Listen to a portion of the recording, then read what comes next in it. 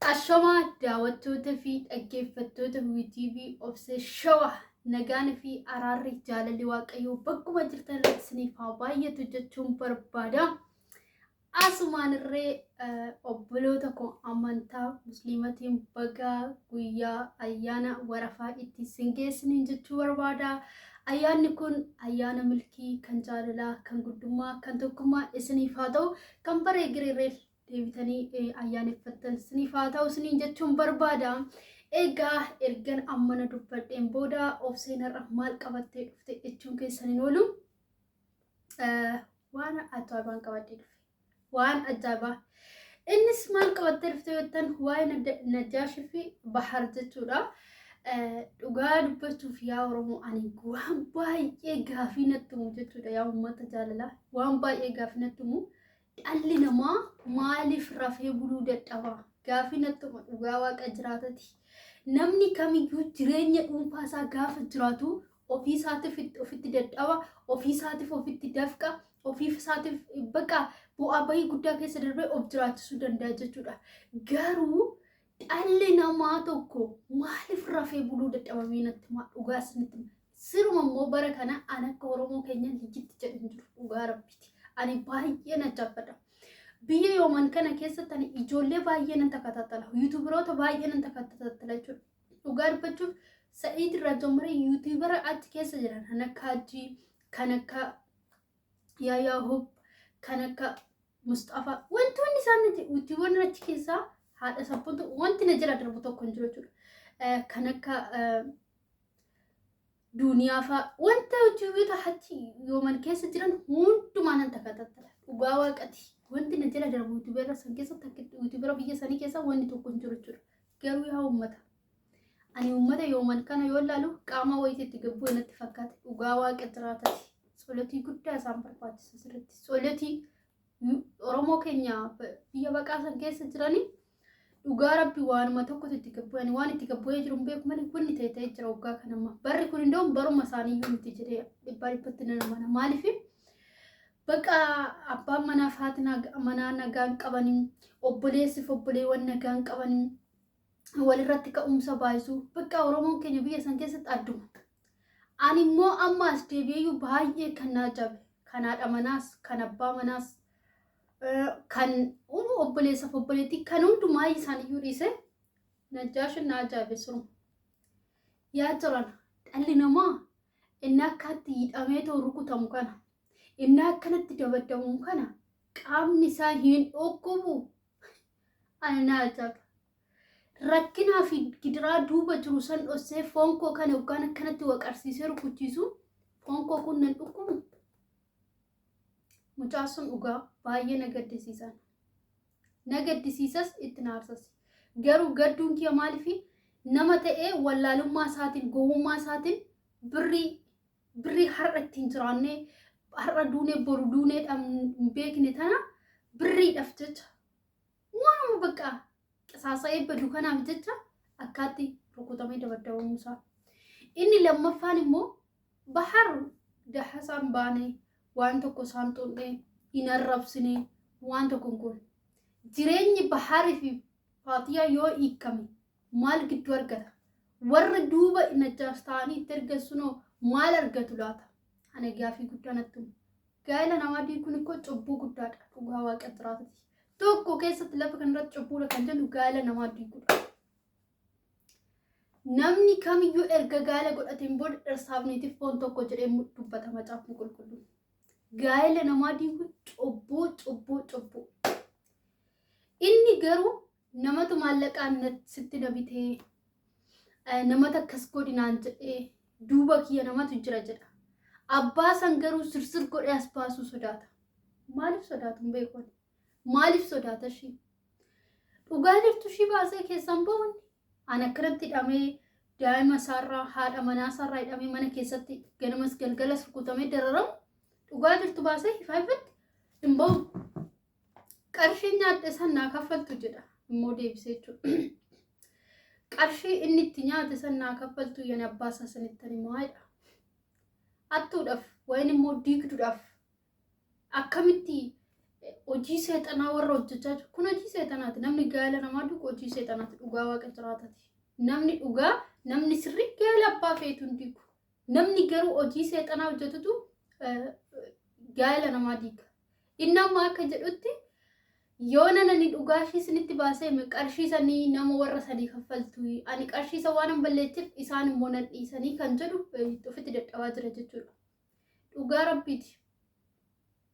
Ani obboleessa koo akka watti akka yaada kootti waasin jedhu jira. Foon kee hin dadhabsiisin, ofis hin dabaddabsiisin, namas afaan of hin buusin. Namni miidiyaan meeqa, namni kumni meeqa ol silaala jira. Namas of hin abaarsisin, namas of hin buusin. Hojii akkanaa kana keessas bahi baharittis immoo dhugaa jirtu ishee nama si ergaa jiru zara zariitti.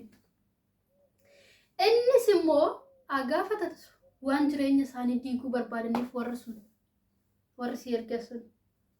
Bahar yoo gaa'ela isaa kana diige maal akka argatan, jireenya isaa kana yoo diige bahar jarri sunuu maal akka argatan inni isaa bareetootaa waan ta'eef dhugaa ishiitti miti ati keessaa bahi.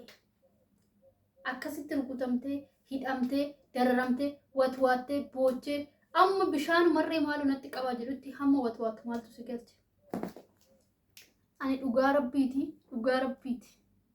Ijoollee yooman keessa jiran ijoollee Oromoo keenyatiif baay'een gaddaara bara kanaan. Barri kun siruma bara isaaniiyyuu miti. Barri kun siruma bara isaaniiyyuu miti. Ani maal akka ta'e hin beeku. Nagaa dhaban bakka biyyattii keessatti. Biyya ormaa keessa taa'anii biyya baqaa keessa taa'anii nagaa dhaban. Maaliif akka nagaa dhaban hin beeku naaf galuu dira. Sirriitti nagaa dhaban. Ta'ee mana tokkotti yaadni tokko lolli tokko yoo ka'e mana tokkottis fakkeessuudhaaf ka'atee anaan agalu gaafinatti umara rabbi. Biraankii jechuutti akka uummanni waliin qaxaqqannetti wal qaxaqqatanii amma dhiigni dhangala'utti irree waleeku. Dhugaadha jechuutti manni ijoollee Oromoo keenya bira jiru tokkis isaa mana nagaan argattan. Ani maal akka ta'e yaa uummatan beekun mee dhugaa warri akka koo jechuudha malli ijoollee teenya Oromoo biyya yooman keessa baqatanii jiranii sindhibe koomentii jalatti na barreessaa dhugaa rabbi. Ani baay'ee gisee tokko giseen ba'u jiraan dhugaa rabbi maaltu ta'e otoo mana tokkorra manni tokko wayyoo qabaatee wal tasgabbeessuu danda'uun jedha.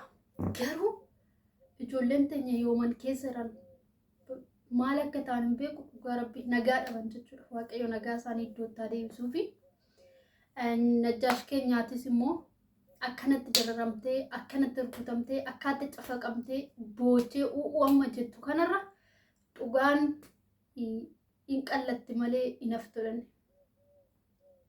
Sii galee dhugaan dhugaadhaa, dhugaa qabdii luma baati waan ta'eef dhugaa saniif immooti nama si ergisan takka lama jedhii lakkaa'iti baasiti ati harka bahar keessaa bahi. Dabdabaas, rukuchaas, dhiquu jechuus, beelus kan hunda. Amma afuurri si citutti hin dadhabinati namaaf jettee irratti hin duune. Ishii immoo warri si erga sun erga dhugumas jaalatanii erguma dhugumas yaadanii erga dhuguma najjaash nu faana akka hojii akkanaa hojjeta jedhanii guyyaa takkarra lamarra darbee 4-5 bahar YouTube irratti gadhiisaa jira. Si qaxaqataa si iyyisiisaa maal jecha kan hundi isaan dhufanii maalloo nutu erge jedhanii si murmatanii. Kana uummata siif hin murman uummata dhumaa uummata duuba keelaa ejjetanii silaalanii sitti kolfanii jettee konkumarree hin dadhabin konkumarree lubbuu kee hin baasin naqalaa hammaaniin amma jettutti hin ga'in iyyuu dhugaa sitti akka kootti dhugaan dhugaadhaa dhugaan dhara qabdu dhugaan dhugaadha waan ta'eef dhugaa shi'imii keessaa baay'iseen jedha obboleessa koo bahar keenyaatis immoo dhugaa barbaadda waan ta'eef innis ilma Oromooti. Tasgabbaayituma dhugaarraa baruu barbaade yaadlisiin jechuu barbaada. Yaadni koo kana fakkaata.